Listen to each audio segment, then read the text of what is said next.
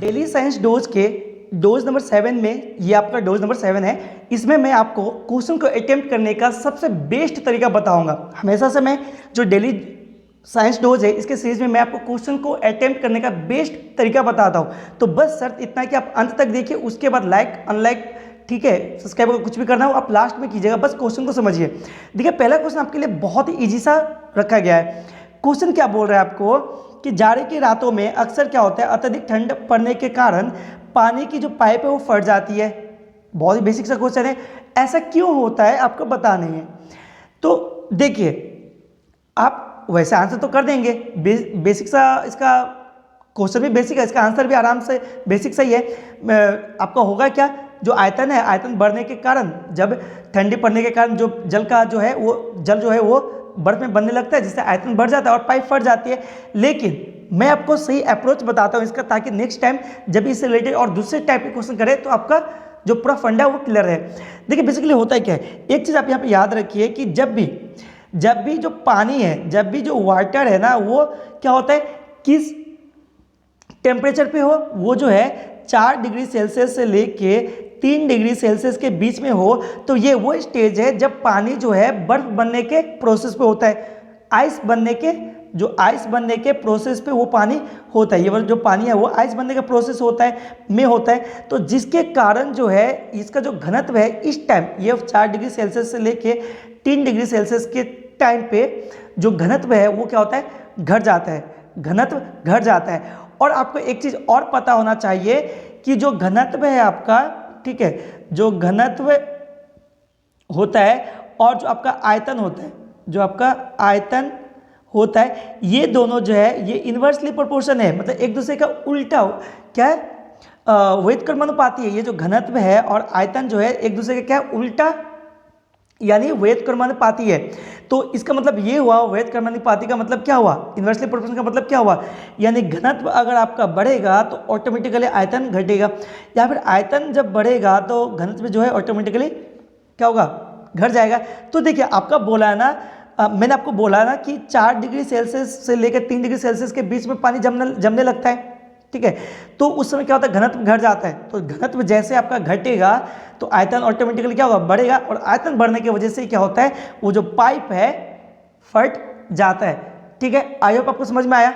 Answer तो आप second में ऐसे ही दे सकते हैं, लेकिन सही अप्रोच है वो आपको पता होना चाहिए। तो यहाँ पर राइट आंसर क्या हो जाएगा, यहाँ पर राइट आंसर हो जाएगा कौन सा, जमने के बाद पानी का आयतन बढ़ जाता है, ये वाला, ठीक है। ये जो हो जाएगा आपका राइट आंसर हो जाएगा, जमने के बाद पानी का आयतन बढ़ जाता है। आई होप समझ में आया, ठीक है। आगे बढ़ते हैं। देखिए अगला क्वेश्चन पूछा है कि पानी के बड़े डार्ट या फिर कॉर्क बोल लीजिए इसको, लगी बोतल जमने पर टूट जाती है, क्यों, ऐसा क्यों होता है।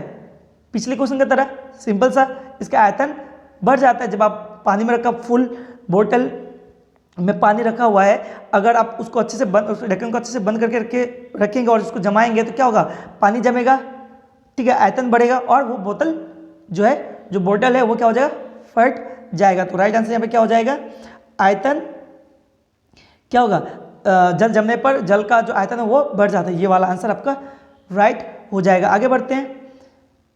देखिए अगला क्वेश्चन क्या बोला है, जल के आयतन में क्या परिवर्तन होगा यदि तापमान 9 डिग्री सेल्सियस से गिरकर 3 डिग्री सेल्सियस कर दिया जाए। तो देखिए इसको कैसे करेंगे, तो मैंने आपको बोला ना क्वेश्चन नंबर 1 में जो भी आपको मैंने समझाया उसको ध्यान से देखिए आप इसको आंसर कैसे करेंगे।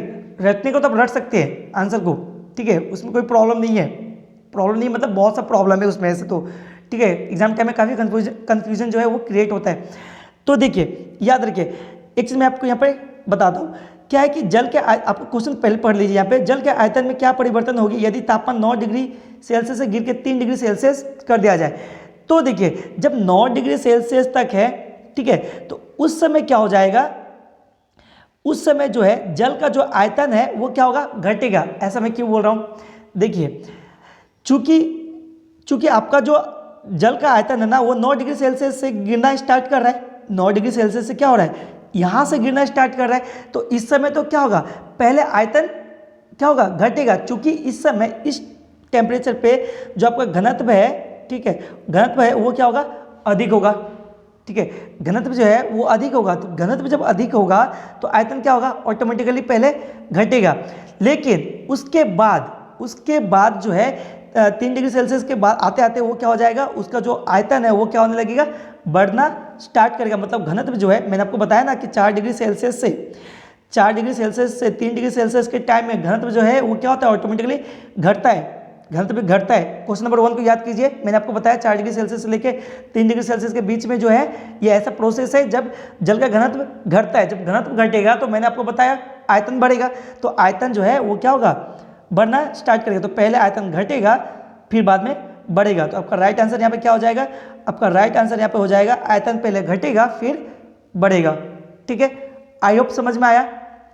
ठीक है, फिर भी ना समझ में आया तो कमेंट में तो आप मेरे को लिख ही सकते हैं बेझिझक, मैं उसका जो क्लैरिटी है वो नेक्स्ट वीडियो में बता दूंगा। बढ़ते आगे, देखिए अगला क्वेश्चन पूछ रहा है कि एक झील में तैरने वाली इस्पात की नाव के कील, सॉरी क्या बोल रहा है, बोल रहा है कि एक झील में तैरने वाली इस्पात की नाव के लिए नाव द्वारा विस्थापित पानी का भार कितना होगा। बहुत ईजी है, एनडीए एनए 2011 का क्वेश्चन है, काफ़ी अच्छा क्वेश्चन है। देखिए अगर आपको आर्किमिडीज याद हो तो आर्किमिडीज का जो सिद्धांत है वो याद हो तो उससे रिलेट कर सकते हैं आप यहाँ पे। ठीक है, इसके आंसर को करने के लिए तो एक चीज़ याद रखिए कि जो भी आपका जो यहाँ पे बोला ना कि एक झील में तैरने वाली इस्पात की नाव के लिए नाव द्वारा विस्थापित पानी का भार कितना होगा, तो वो पानी का भार कितना होगा, बस उतना होगा जितना जो है, जितना अंश उस नाव का पानी के अंदर डूबा हो, जितना वो पानी विस्थापित करेगा, है ना। तो आपका राइट आंसर यहाँ पे क्या होना चाहिए, आपका राइट आंसर होना चाहिए ये रहा, ये वाला। देखिए तो क्या बोले, नाव के उस भाग के भार के बराबर जो झील में पानी की सतह के नीचे, एकदम सही, वही विस्थापित, मतलब नाव का जो जितना अंश क्या होगा, पानी को विस्थापित करेगा, मतलब डूबा होगा उस पानी में उस भार के बराबर। तो राइट आंसर ये वाला आपका हो जाएगा। आई होप आपको समझ में आया। आगे बढ़ते हैं, अगला क्वेश्चन है, देखिए क्या बोले, किसी कालीन की सफाई के लिए यदि उसे छड़ी से पीटा जाए तो कौन सा नियम लागू होगा। बहुत ही बेसिक सा, न्यूटन का तीनों नियम मैंने आपको बताया। ठीक है, अगर आप जो फर्स्ट लॉ है, ठीक है, फर्स्ट जो आपका लॉ है न्यूटन का, उस पर गौर करें तो वो क्या बोल रहा था वहाँ पे, यदि कोई वस्तु स्थिर है, यदि कोई वस्तु ठीक है स्थिर है तो स्थिर ही रहेगी, अगर वो गतिशील है तो वो गतिशील ही रहेगी जब तक कि उस पर कोई बाह्य बल का प्रयोग ना किया जाए। तो देखिए यहाँ पे क्या हो रहा है, किसी कालीन में, अच्छा किसी कालीन की सफाई के लिए यदि उसे छड़ से पीटा जाए, तो देखिए कालीन की सफाई मतलब क्या, कालीन पे मान लेते हैं कि डस्ट वगैरह है, तो डस्ट पार्टिकल उस कालीन में रेस्ट में है फिलहाल। ठीक है, कैसा है, रेस्ट है, अभी वो रेस्ट उसका वो जो है वो रेस्ट में है। तो जैसे आप उसको क्या करेंगे, किससे, छड़ी से पीटेंगे तो अचानक से वो किस में आएगा, मोशन में आएगा। तो मोशन में आने के वजह से क्या होगा, उस पर लॉ ऑफ इनर्शिया लगेगा।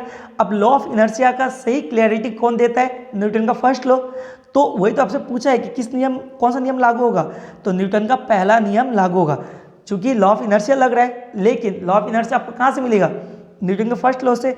तो राइट आंसर भी क्या हो जाएगा, ये रहा, गति का पहला नियम, जो लॉ ऑफ आपका न्यूटन का जो फर्स्ट लॉ ऑफ मोशन है वो आपका लगेगा। ठीक है, तो चलिए बढ़ते आगे। आई होप ये क्वेश्चन आपको समझ में आया। देखिए अगला क्वेश्चन पूछ रहे हैं हमसे कि सड़क पर चलने की अपेक्षा बर्फ पर चलना कठिन होता है, क्यों। देखिए काफ़ी अच्छा क्वेश्चन है, इसका आंसर भी आप आसानी से कर सकते हैं। चलिए मैं आपको सही डिस्कशन आपका बताता हूँ इसका। ठीक है, एक चीज़ आप समझिए ऐसे कि पहले क्वेश्चन को ध्यान से देखिए, बोले कि सड़क पर चलना जो है, चलने की अपेक्षा बर्फ पर चलना कठिन होता है। ठीक है, ऐसा क्यों, तो अगर आप सड़क पे चलेंगे तो सड़क का जो सतह होता है वो खुरदरा होता है। जब आप इस पर चलेंगे, ठीक है, तो आप इस पर क्या करेंगे, ग्रिपिंग भी आपका, ये जो ग्रिपिंग है आपका अच्छा हो पाएगा खुरदरे की वजह से। तो आप क्या करेंगे, अच्छे से फोर्स लगा पाएंगे अर्थ पे। तो न्यूटन के थर्ड लॉ के अकॉर्डिंग अर्थ भी आप पे फोर्स लगाएगा, तो अर्थ भी आप पे उतना ही, जितना अच्छे से आप फोर्स लगा पा रहे हो, ठीक है, खुरदरेपन के कारण उस सड़क का, तो उतना ही फोर्स आपके ऊपर अर्थ भी लगाएगा। ठीक है, अर्थ भी आपके ऊपर लगाएगा, जिसके वजह से क्या होगा, आप आसानी से क्या कर सकते हो, मूव कर सकते हो। लेकिन वही अगर बर्फ़ की सिली का बात करें या बर्फ़ का बात करें तो इसका जो ये है आपका सतह है वो क्या है, चिकना है, जिसके वजह से आपका जो ग्रिपिंग है वो हो नहीं पाएगा, आप सही से फोर्स अर्थ पे लगा नहीं पाओगे तो अर्थ भी आप पे फोर्स सही से लगाएगा नहीं, जिसके वजह से आप सामने की तरफ मूव करने में काफ़ी कठिनाइयों का सामना आपको करना पड़ेगा। ठीक है, तो बस ये था आपका सही डिस्कशन। अब बताइए इसका राइट आंसर क्या हो जाएगा। अब तो आप आसानी से राइट आंसर बता ही सकते हैं। तो आपका राइट आंसर हो जाएगा ये रहा, सॉरी मैंने गलती से इसको टिक कर गया। ठीक है, आपका क्या हो जाएगा, ये वाला आंसर आपका राइट हो जाएगा। बर्थ में सड़क की अपेक्षा घर्षण कम होगी, है ना। बर्थ में सड़क की अपेक्षा जो है घर्षण क्या होगी, कम होगी। ठीक है, आई होप आपको समझ में आया। ठीक है, वैसे मैंने आपको डिस्कशन बता दिया, डिस्कशन से आप इसका आंसर आसानी से कर सकते हैं। मैंने आपको बताया कि बर्फ का जो घर्षण है वो कम होने की वजह से ये मतलब चलने में जो आपको कठिनाइयों का सामना करना पड़ता है, लेकिन सड़क पे ऐसा नहीं होता। बढ़ते आगे, अगला क्वेश्चन है, अच्छा पिछले क्वेश्चन के टाइप का ये भी क्वेश्चन पूछ रहा है आपसे कि रोड़ी युक्त सड़क की तुलना में बर्फ पर चलना कठिन होता है। बर्फ पे चलना कठिन होता है, ऐसा क्यों। तो बस पीछे वाला फंडा लगा लीजिए जो मैंने आपको समझाया। तो बस घर्षण का प्रॉब्लम है। तो आपका राइट आंसर यहाँ पे क्या हो जाएगा, आपका राइट आंसर हो जाएगा, चलिए देख लेते हैं ऑप्शन में। तो देखिए पहला ऑप्शन क्या है, पहला ऑप्शन है बर्फ मुलायम एवं स्पंजी होता है, पहला ही गलत हो गया। पैरों तथा बर्फ के मध्य घर्षण बल रोड़ी एवं पैर के मध्य घर्षण बल की तुलना में कम होती है, बिल्कुल सही, ये आपका बिल्कुल सही है ना। पैर तथा बर्फ के मध्य घर्षण बल रोड़ी एवं पैर के मध्य घर्षण बल की तुलना में कम होती है, तो ये हो जाएगा आपका राइट आंसर। ठीक है, चलिए टिक करके देखते हैं, बिल्कुल ये आपका राइट आंसर हो जाएगा। बढ़ते आगे, देखिए अगला क्वेश्चन पूछा है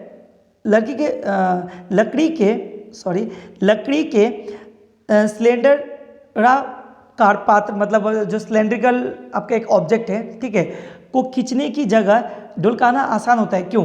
तो देखिए यहाँ पर भी घर्षण का कॉन्सेप्ट लगेगा। जब आप किसी ये मान लेते हैं ये आपका सिलेंडर है, ठीक है, ये आपका सिलेंडर कोई ऑब्जेक्ट है, आप जब इसको इस ढंग से, ठीक है, आप जब इसको इस ढंग से क्या होगा सामने की तरफ खींचोगे, ठीक है, तो यहाँ पर क्या हो जाएगा, यहाँ पर घर्षण आपको बहुत ज़्यादा हो जाएगा। घर्षण जो हो जाएगा अर्थ के साथ बहुत ही ज़्यादा होगा, जिसके वजह से क्या हो जाएगा कि आपको काफ़ी ज़्यादा फोर्स यहाँ पे लगानी पड़ेगी। लेकिन अगर आप इस सिलेंडर को कुछ इस ढंग से क्या करेंगे, रोल करना स्टार्ट करेंगे, लुढ़काना स्टार्ट करेंगे तो क्या हो जाएगा, घर्षण बल बहुत ही कम हो जाएगा, जिसके वजह से ऐसी घटना होती है। ठीक है, जिसकी वजह से आसान होता है, लुढ़काना बहुत ही ज़्यादा आसान होता है। तो आपका राइट आंसर क्या हो जाएगा, आपका राइट आंसर देखिए ऑप्शन में क्या है, बोल रहा है कि जब उसे खींचा जाता है तो वस्तु का भार कार्यकारी होता है, बिल्कुल गलत। उसके बाद लुढ़कन अवस्था घर्षण बल फिसलन अवस्था के घर्षण बल की तुलना में बहुत कम होता है, ठीक है, ये बिल्कुल सही है आपका। अच्छा और देखते हैं, खींचने की अवस्था में सड़क के संपर्क में बैरल का पृष्ठ क्षेत्र अधिक होता है, ये बिल्कुल गलत है। तो बस आपका राइट आंसर क्या हो जाएगा, ये कि जो लुढ़कन अवस्था घर्षण बल फिसलन अवस्था के घर्षण बल की तुलना में बहुत ही कम होती है, तो ये आपका हो जाएगा करेक्ट आंसर यहाँ पे। ठीक है, बढ़ते आगे। तो देखिए अगला क्वेश्चन क्या बोल रहा है, अगला क्वेश्चन आपसे पूछ रहा है कि एक नदी में चलता हुआ जहाज समुद्र में आता है तब जहाज का स्तर क्या होता है। तो याद रखिए, जब अगर आप इधर रिवर में कोई एक नदी क्या हो रही है ये जो रिवर है, इस रिवर में अगर कोई नाव जो है वो क्या करे, तैर रहा है, ठीक है, वहीं अगर आपका जो सी में अगर ये वाला अगर आ जाए, ये जो नाव है आ जाए, तो क्या होगा, ये ऊपर की ओर उड़ जाती है। ऐसा क्या, बस इसका रीज़न एक ही है, घनत्व का। ठीक है, इसके पीछे जो रिस्पॉन्सिबल जो फैक्टर है वो क्या है, वो है आपका घनत्व का, जो डेंसिटी है, डेंसिटी ही एक कॉमन फैक्टर है। बढ़ते आगे। अच्छा पहले इसको टिक कर लेते हैं, तो राइट आंसर क्या हो जाएगा, ये थोड़ी ऊपर की ओर आ जाएगी। ठीक है, तो ये रहा पहला, यहीं पे तो आपको दिख रहा है ऑप्शन, ठीक है, ये रहा ऑप्शन, पूरा ऑप्शन आपको दिखा, ये वाला थोड़ा ऊपर की ओर आ जाएगा। आगे बढ़ते हैं, तो देखिए अगला क्वेश्चन क्या है, अगला क्वेश्चन है लोहे, क्या बोल रहा है कि लोहे की कील पारे में क्यों तैरती है जबकि यह पानी में डूब जाती है। ऐसा क्यों होता है, जो लोहे का कील है, ठीक है, जो लोहे का कील है क्या होता है, वो आपका पानी में तो डूब जाएगा, लेकिन अगर वही आपका जो पाड़ा है, पाड़ा में इसको रखा जाए तो ये तैरने लगता है। ऐसा क्यों होता है, तो एक चीज़ आप ये हमेशा याद रखिए, एक फंडा है कि वस्तु का जो घनत्व होता है, ठीक है, द्रव्यमान के क्या होता है, हमेशा समानुपाती होता है। मतलब आप एक चीज़ समझिए यहाँ पे, वो पोर्शन छोड़ दीजिए कि वस्तु का घनत्व द्रव्य के समानुपाती होता है, जो स्टेटमेंट मैंने आपको बताया वो भूल जाइए। फिलहाल यहाँ पे ध्यान दीजिए, जो आपका जो लोहे का जो घनत्व होगा ना, लोहे का जो घनत्व होगा वो हमेशा पानी से ज़्यादा होगा।